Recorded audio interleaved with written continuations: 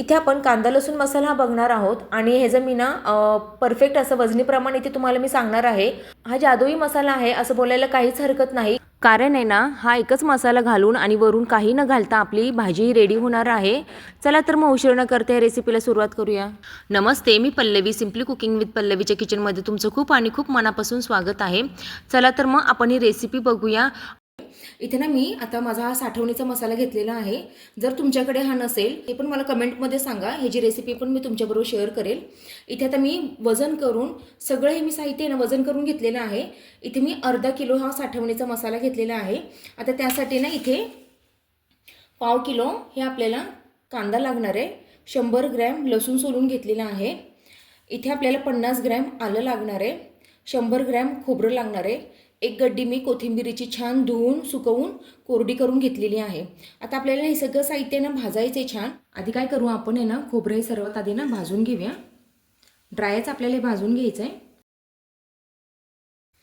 आपल्याला खोबरे छान असं भाजून झालेलं आहे, तुम्ही बघू शकता. ह्याला ना आपण काढून घेऊया. तुम्हाला जर 1 किलोचा हा मसाला बनवायचा असेल ना तर तुम्ही हेच प्रमाण आहे ना डबल घेऊ शकता. आता आहे ना ह्याच कढईत आहे ना आपल्याला तेल घालून घ्यायचं आहे. 1-2 टेबलस्पून मी तेलाचा वापर करते इथे. आणि आता आपल्याला ना कांदा छान असं शिजवून घ्यायचा आहे. छान असं आहे ना आपण ह्याला शिजवून घेऊया. आता तुम्ही बघू शकताय कांदा आपला मऊ व्हायला लागलाय. ह्यातच आहे ना आपण आहे ना कांदा पटकन शिजण्यासाठी आणि मसाला टिकण्यासाठी ना मीठ घालून घ्यायचं आहे. 1-2 टेबलस्पून इथे मी मीठ घातलेलं आहे. माझा हा टेबलस्पून एवढ्या आकाराचा आहे, मोठा नाही जास्त, मीडियम आहे. एवढे मी 2 घातलेले आहेत. आता हे छान आपण आहे ना कांदा हा शिजवून घेऊया. तुम्ही बघू शकता छान असा आपला कांदा आहे ना हा परतला गेलेला आहे. त्यातच आता ना आपण लसूण घालून घ्यायचं आहे. त्यातच मी लसूण घालून घेते. आलं पण आपल्याला घालायचं आहे. असं जर आपण वेगवेगळे मसाले ट्राय केले आणि ते जर भाजीत वापरले ना तर भाजीची ना चव ही वेगवेगळी पण होते. एकच भाजी खाल्ल्यासारखी वाटत नाही. एकच भाजी आपण अशा वेगळ्या पद्धतीने वेगळे मसाले वापरून करू शकतो. आणि घरच्यांची पण तक्रार राहत नाही की एकसारखीच भाजी करते किंवा तीच भाजी करते. त्यांना पण जरा वेगळं खाल्ल्यासारखं वाटतं. एकदा तुम्ही ना असे वेगवेगळे मसाले ना थोड्या आता उन्हाळा चालू होणार आहे, नक्की ट्राय करा आणि करून ठेवा. म्हणजे ना आपल्याला वेगवेगळ्या टेस्टची आपल्याला भाज्या करता येतील. तीच भाजी पण 2-4 पद्धतीने आपल्याला ती करता येईल. म्हणून हा मसाला तुम्ही नक्की ट्राय करा. इथे ना आपल्याला आता 1 गड्डी ना कोथिंबिरीची घालून घ्यायची आहे आणि ती पण छान अशी परतून घ्यायची आहे. कांदा लसूण जेव्हा आपण बाहेरचा वापरतो ना मसाला, अजिबात त्याची चव नाही लागत. जेव्हा आपण घरी करून हा कांदा लसूण मसाला वापरतो ना तेव्हा आपल्याला खरी चव कळते की खरंच आपण बाहेरचा वापरत होतो आणि त्याला काहीच चव नव्हती. एकदा जर तुम्ही हा घरी बनवला ना तुम्ही बाहेरचा विकतच घेणार नाही, ही माझी गॅरंटी आहे. आपलं मिश्रण आहे ना छान असं परतून झालं आहे. आपण ह्याला ना गार करून घेऊया आणि मगच आपल्याला हे मिक्सरमध्ये लावून घ्यायचं आहे. खोबरं लावून घेणार आहे, हे आधी बारीक करून घेणार आहे आणि मग हे मी वाटून घेणार आहे आणि मसाल्यामध्ये आपल्याला हे मिक्स करून पण पुन्हा एकदा आपल्याला हे बारीक करून घ्यायचं आहे. मी तुम्हाला ती पुढची प्रोसेस काय ती दाखवणारच आहे. हे आधी आपण जे मिश्रण भाजलं आहे ना ते आपण आहे ना सर्व हे गार होऊन देऊया आणि मगच आपल्याला हे मिक्सरला वाटून घ्यायचं आहे. आता ना आपण या परातीमध्ये ना आधी मसाला काढून घेऊया म्हणजे आपल्याला मिक्स करायला बरं पडेल.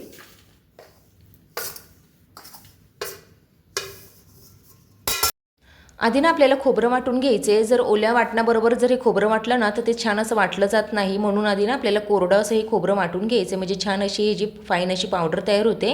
आपलं खोबरं आहे ना हे छान असं बारीक करून झालं आहे. आपण हे ना ह्यात घालून घेऊया आधी.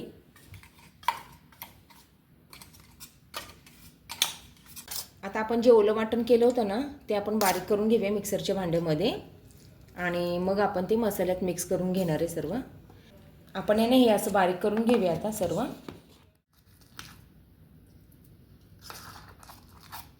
आता हे आपलं जे वाटलेलं ओलं वाटण आहे ना जे आपण केलं होतं ते आता नाही ह्या मसाल्यामध्ये आपण छान असं ना मिक्स करून घेऊया आधी. तुम्ही बघू शकता छान असं मी ना ओला मसाला आहे ना ह्या मसाल्यामध्ये काळ्या मसाल्यामध्ये मिक्स करून घेतला आहे. आता ह्याचं छान असं एकजीव होण्यासाठी ना मी परत आहे ना हे थोडं थोडं घेणार आहे आणि मिक्सरच्या भांड्यात आहे ना हे वाटून घेणार आहे मी, म्हणजे एकजीव छान होईल आपला मसाला. आणि ना हा थोडं थोडं घेऊन आहे ना आपल्याला हा वाटून घ्यायचा आहे. तुम्ही बघू शकता छान असा आपला मसाला हा रेडी झालेला आहे, एकसारखा मिसळला गेलेला आहे। आपला मसाला हा दाणेदार झालेला आहे, हाताची अजिबात आग झालेली नाही आहे किंवा आपण हाताने न मिसळता तयार केलेला आहे। मी तुम्हाला जवळून दाखवते, खूप छान असा दाणेदार हा झालेला आहे। हा जर मसाला तुम्ही एकदा वापरताल ना तर खरंच बाहेरचा कांदा मसाला विकत आणायचं तुम्ही विसरून जाताल। चला तर मग आपण ह्याला सर्व करून घेऊया। आणि आता ह्याच मसाल्यापासून आहे ना मी तुम्हाला रस्साभाजी कशी करायची ही दाखवणार आहे। सुक्की भाजी तर एकदम इझी आहे, फक्त हा मसाला टाकायचा आहे जिरी मोहरी।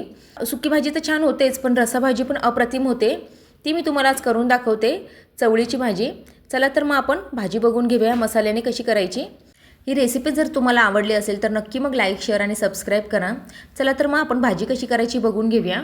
मोहरी छान तडतडली, आपल्याला जिरं घालून घ्यायचं आहे। आता इथे ना मी आपण जो तयार केला होता ना कांदा लसूण मसाला, हे 2 मोठे टेबलस्पून इथे मी वापरते आहे, कारण मला ही भाजी जरा झणझणीत करायची आहे, भाकरीसोबत आम्हाला ही खायची आहे। म्हणून जर तुमच्यात कमी तिखट खात असाल तर तुम्ही 1 टेबलस्पून टाकलं तरी पण चालेल, हे तुमच्या अंदाजानुसार तुम्ही ठरवा। आता हा छान आपल्याला मसाला आहे ना बनवलेला हा परतून घ्यायचा आहे। इथे ना आता आपल्याला टोमॅटो घालून घ्यायचा आहे, कारण आपण आहे ना मसाला बनवताना ना कांदा लसूण मसाला टोमॅटो वापरलेला नव्हता, म्हणून इथे घालून घ्यायचा आहे, म्हणजे ना भाजीची चव ही खूप छान अशी लागते। इथे मी 2 छोटे टोमॅटोचा वापर केलेला आहे। छान असा आपल्याला हा टोमॅटो परतून घ्यायचा आहे।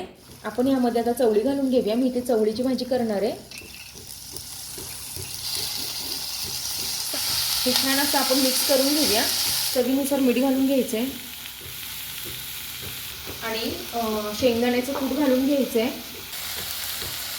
छान असं मिक्स करून घेऊया आपण।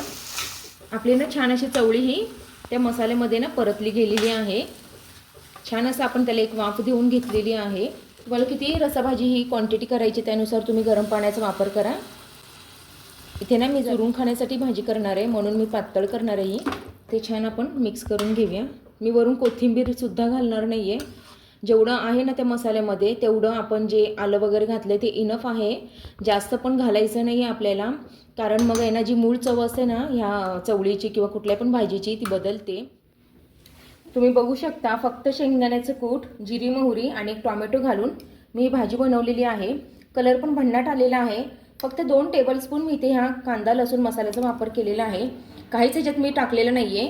मी कोथिंबीर पण वरून काहीच टाकलेलं नाही आहे, तरी पण ही भाजी इतकी छान अशी घट्ट आणि छान झालेली आहे। ही रेसिपी तुम्ही एकदा नक्की ट्राय करा। चला तर मग पुन्हा भेटूया अशा एका छानशा आणि नवीन रेसिपीमध्ये, तोपर्यंत बाय।